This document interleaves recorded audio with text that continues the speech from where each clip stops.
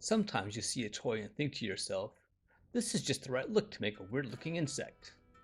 It's time for Aaron Does It Wrong in support of Casey Hudson and WorldWorkings.com.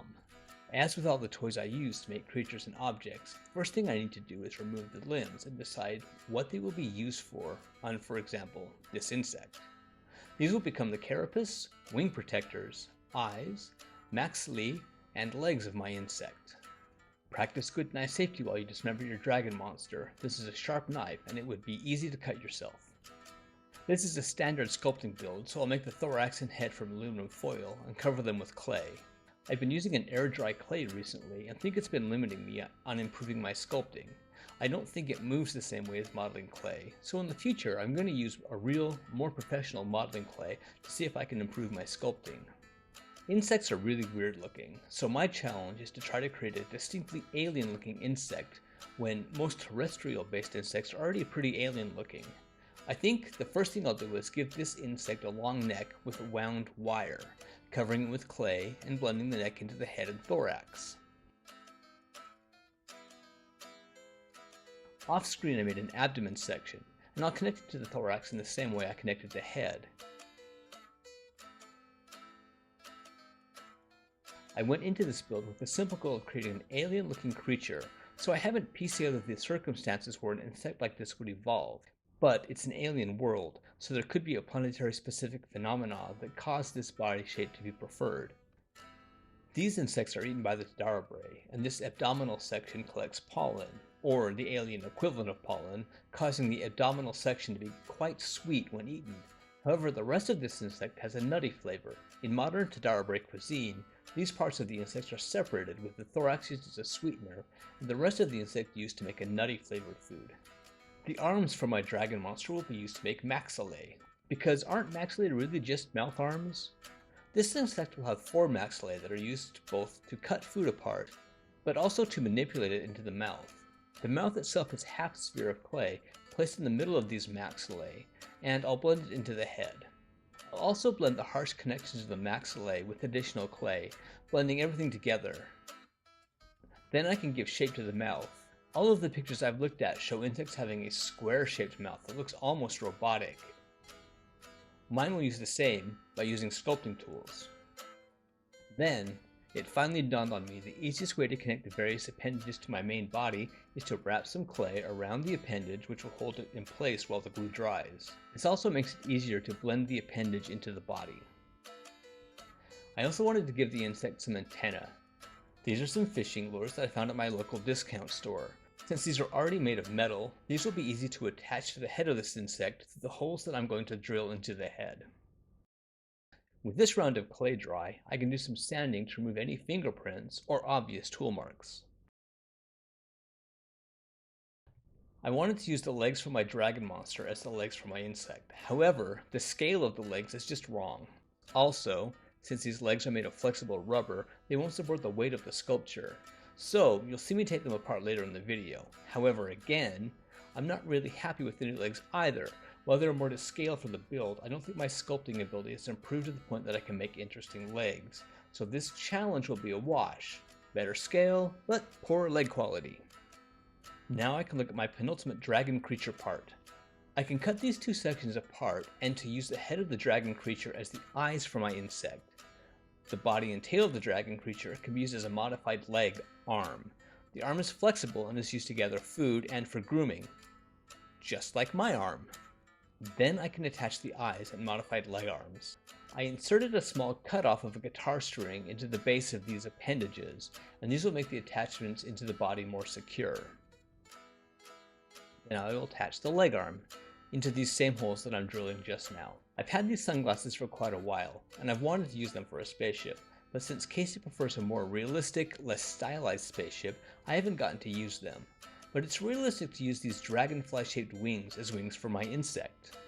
First I'll remove the lenses, and then use 2 sets of pliers to bend the bridge of these glasses apart to use as a wing joint. I'll cut the nose pads off,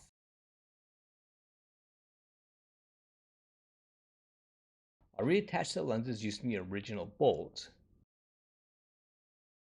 and insert the wings into the new hole that I just drilled. using sculpting tools to try to smooth them together as much as possible. Then I will cover this metal part and bolt because these aren't cyborg insects. This isn't that kind of sci-fi. My final piece of the dragon creature, originally wings, will be repurposed as elytra-like structures. Much like a beetle, this insect has a hard elytra that covers the membranous wings. Now you can see that these legs just don't work. They won't support the weight, and as I said, the scale is wrong. So I'll remove them and the clay that surrounds them.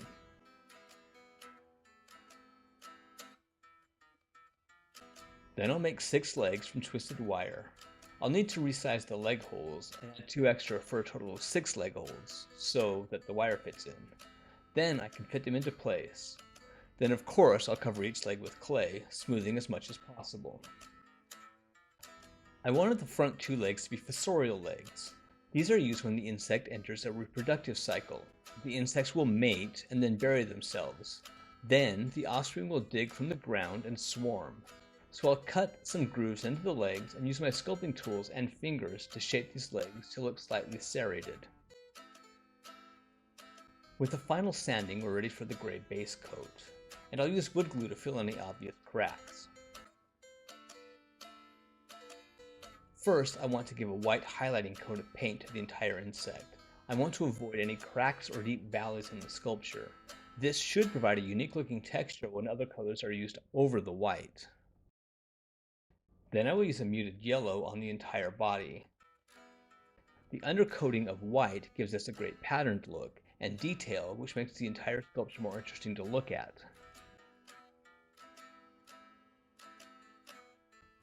This particular insect uses mimicry as a form of defense. The black and red color striping resembles a color pattern of a different insect that is poisonous. This is a deterrent to keep predators away.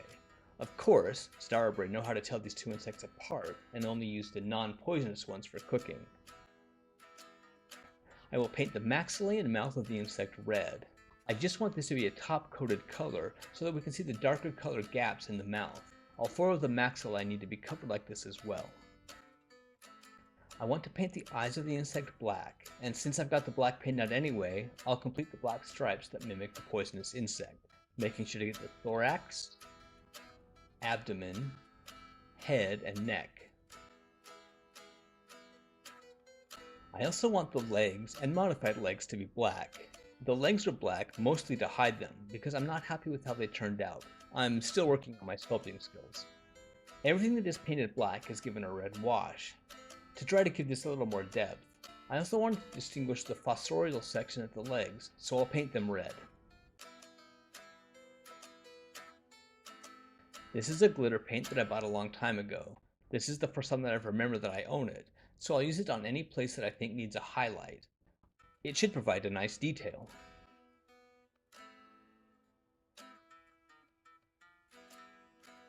The entire body will get a black wash to endullen the colors because I think it's a little too bright, but also tie all the colors together. This will also give a little more detail to the entire sculpture. Then the eyes get a red wash, just to fill in as many gaps as possible and provide as much contrast as possible. The modified legs and legs also get a red wash.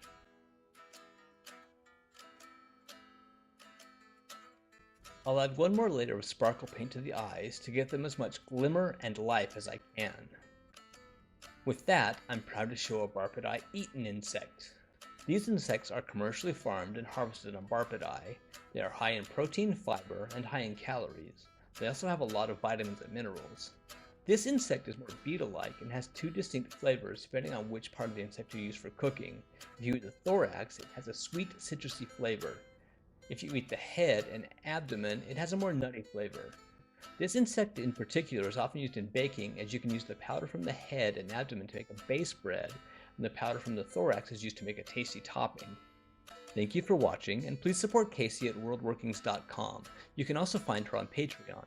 This has been Aaron Does It Wrong.